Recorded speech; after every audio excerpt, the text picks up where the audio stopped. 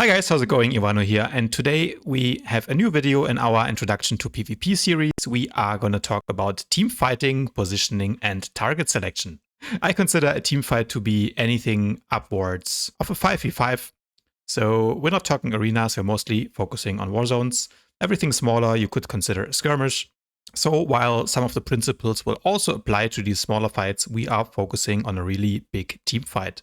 Obviously, in a team fight, you and your teammates are trying to kill or force the enemy team to retreat from an objective. So that will be the goal. So if you're going to be in a group team fighting, then there's three main types of compositions that can influence the way you play because of the different strengths and weaknesses. First one is called a burst or a single target comp. This will be mostly classes like the Deception Assassin, Carnage Marauder, APPT, or even NG Sniper. They excel at bursting down single targets and killing them quickly before the healer can react. The second type of comps is going to be AoE comps. This is your Vengeance Jugs, Lightning Sorks. Also, Lethality Operatives would fit in such a comp. Their goal is to stack up and kill everyone on the enemy team with their area of effect damage. And then the third kind of comp is going to be a dot comp. This would be classes such as Madness Sork or Lethality, maybe even a Dot Merc. And their goal is usually to overwhelm the enemy healers and tanks with their sheer amount of DPS and then just kill everyone slowly. If you're building a team comp, ideally you want to have a mix of melee and ranged, heals, and at least one tank on your team. You can't always control this, so in a Warzone you might have to work with the cards that you're being dealt. Okay, when we're talking about melee and ranged, we can classify all classes in Star Wars: The Old Republic into 4 categories. The basic principle here is that all classes can use abilities which have different ranges. When I talk about effective range, I simply mean the range at which a class can do the most damage or healing. A Marauder, of course, can use Dual Saber Throw at 30 meters range, but to be effective and to do damage, they need to be within 4 to 10 meters of you. So we have 4 basic classes. Melee, this will be your tanks, Marauders, Jugs, Deceptions, and Concealment. They really need to be up close to do any meaningful damage to you. There are hybrid classes such as Pyro, AP, but also Hatred and Lethality that can do the main portion of their damage from 10 meters or more away. But fully ranged classes such as all the healers in the game, Merc and Madness, primarily do damage at 30 meters range. And then finally, there's 2 classes in the game that have a 35 meter range. This will be the Lightning Sork or all snipers. The next concept you need to learn about for team fighting is called positioning or spacing. The basic thing to know here is that ranged classes have an innate advantage because they can use their abilities from far away and melees cannot. So in general, as the melee player, you want to get within range of the ranged player so that you can fight back. This is called gap closing. Some tips on how to gap close. First of all, don't waste your leap. You don't always need to jump in to open the fight. Sometimes you can simply walk up for free when an enemy is mispositioning, and that's already a win for you. Because then the enemy has to use their escape. You can use your gap closer later and you will have an advantage. Also, if your class has a pull, that's better than a leap because it forces the enemy player out of position. Finally, some greedy ranged players will chase you behind corners and out of position where you can outplay them with medpack, stun, and kill them for free. Of course, once the melee player gap closes, the ranged player wants to regain their advantage, so he starts running away while doing damage to his opponent. This is called kiting. Some tips for kiting. First of all, don't let melee players gap close to you for free. Move back as soon as you see a melee starts to walk up to you, and use your roots, slows, and knockbacks to keep the gap where you want it to be. Of course, as a ranged player, you don't want to waste your escape skill. So, for example, you should wait until a Juggernaut uses their hard stun, then break it, and then use force speed to avoid being hard stunned in your speed. Also, if you're kiting, you can use elevation to your advantage and force the enemy player to chase you while being slowed and jumping over obstacles. Of course, you can also use line of sight objects like pillars or boxes in the war zones to deny the melee player gap closers. By the way, melee players can kite too, especially the hybrid classes that have 15 meters range for PowerTech can kite a Juggernaut quite easily within their 15 meters range. Okay, now let's look at basic positioning for a team fight and how to engage a fight. In this example, we are looking at a 6v6 fight in the Alderaan Civil War, and we are fighting over mid. We have 3 melees engaging the fight on the yellow team and 3 ranges that are positioning safely in the back. As a melee player, when first running into mid, your goal should be to engage the fight, draw aggro, and thereby giving your backline time to position themselves and start casting their abilities. Then, as a melee, you want to stay in the fight as long as you can. Force the enemy to use their cooldowns and ideally, of course, kill them.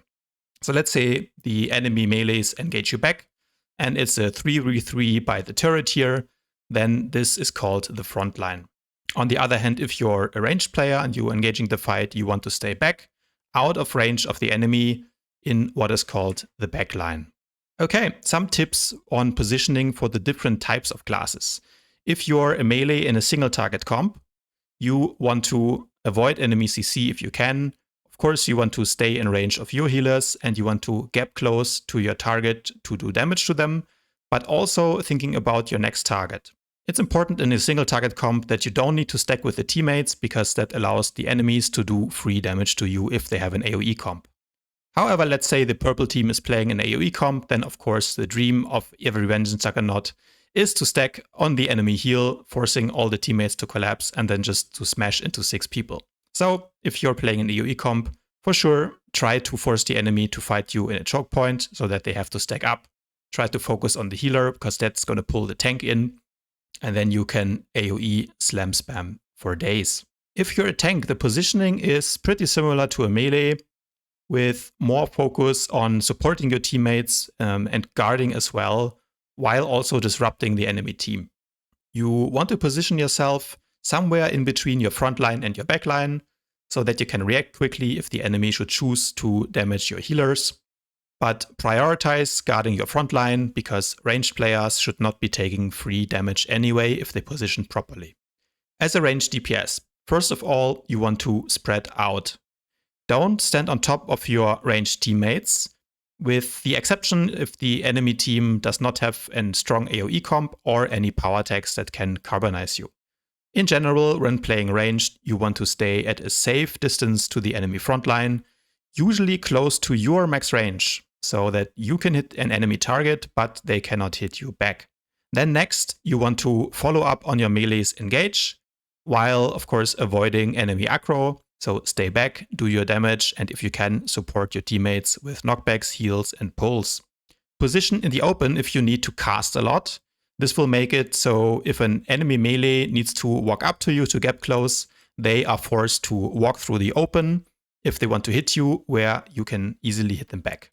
If you're a dot-based class, you don't need to cast to do damage, then it's better to position next to an LOS object like a pillar or a box, in order to counter pulls and enemy ranged casters.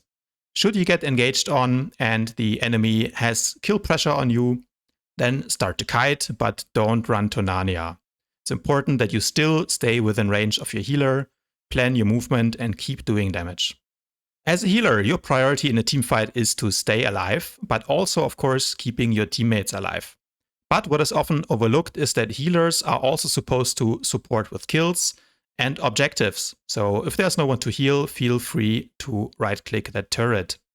The positioning depends on the class. A mercenary heal can position in the open more because they have strong defensive cooldowns, whereas Sorcs and operatives need to position more defensively and stay close to LOS. But while defensive positioning is good, as a healer you never want to stand behind your 35-meter range DPS, leaving your melees to die. Okay, so once the fight is engaged, we are moving on to phase 2, and the game plan here is to fight what is called front to back.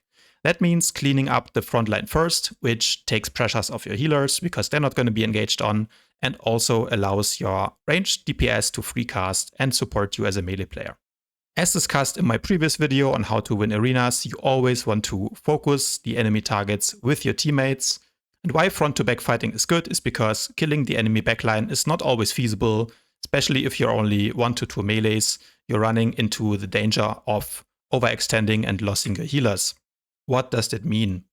Well, let's look at this example where purple player number 1 runs out of the range of his heal. And that is bad because it means that his healer cannot support him. all of the yellow team is in range to attack him, and even worse, the purple merc healer might now be forced to overextend themselves, putting themselves in a vulnerable position where the enemy backline can target them. Of course, that does not mean that you can never chase a kill or pressure the enemy backline to get their cooldowns. Just make sure that when you do, you have a good reason and defensive cooldowns ready in case it doesn't work out and the enemy gets to fight back. But in general, overextending is bad, so you want to fight front to back. Of course, in a real war zone, you will rarely have such orderly lines, as most teams will employ a different strategy, which I call a fucking mess. This involves running around like headless chicken, random dueling, and tunnel visioning, all of which are bad. So how do you counter that? With proper positioning and focus.